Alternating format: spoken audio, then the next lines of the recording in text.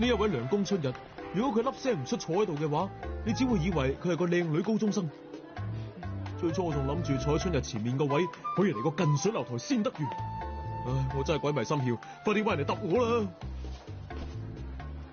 係啦，你自我介紹嗰陣講嘅嘢，究竟有幾多成係真㗎？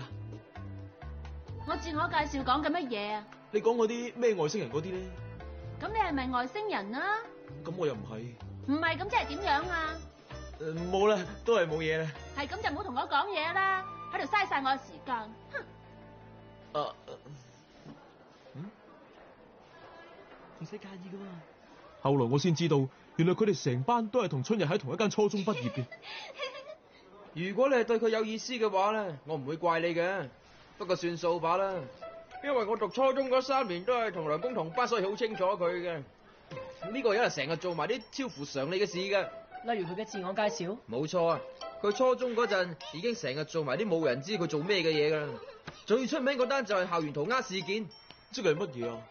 咪有種用石灰嚟畫白線工具嘅，嗰啲叫咩咧吓？唉，唔好理啊。總之佢用嗰樣嘢喺校園度畫咗個好巨型、形狀好怪圖案。佢仲有夜媽媽入嚟畫添啊！啊，我都有聽過呢件事啊！我記得當時報紙嘅新聞版都有登過，睇落好似係幅畫得好簡陋嘅納斯卡地上畫。你意思係嗰個犯人就係佢啊？佢自己都咁講啦，應該唔會有錯。試過有朝翻到課室，佢將課室裏邊啲台凳全部搬晒出走廊。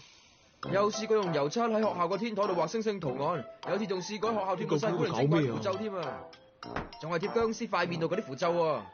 真係唔知佢搞咩嘅。只不過咁，佢又的確幾受歡迎嘅，因為佢個樣生得靚啊嘛。而且運動方面又掂啊，成績方面無論邊科都係咁好嘅。雖然佢係個怪人，但係如果佢唔出聲嘅話，都睇唔出噶。你咪又收到啲咩路邊社消息啊？有一段時間佢不斷咁換畫喎。據我所知，拍得最長嗰個咧就拍咗1個禮拜，而最短嘅嗰一個就係向佢表白成功之後嘅5分鐘就已經俾佢飛咗啦。我冇時間同你哋呢啲普通人類拍拖啊！係咁，一開始就唔好應承人啦。唉，我都係聽翻嚟嘅咋，係講真噶，我都唔知點解人哋同佢表白，佢又點都唔會拒絕噶，所以我趁你俾性格美少女俘虜少男科心前講定先，死心吧啦。死唔死心都唔關我事，我對佢都冇興趣。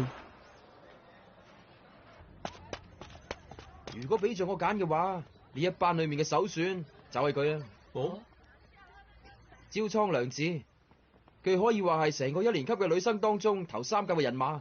高中1年級嘅所有女生，你全部都 check 過晒啊？梗係啦。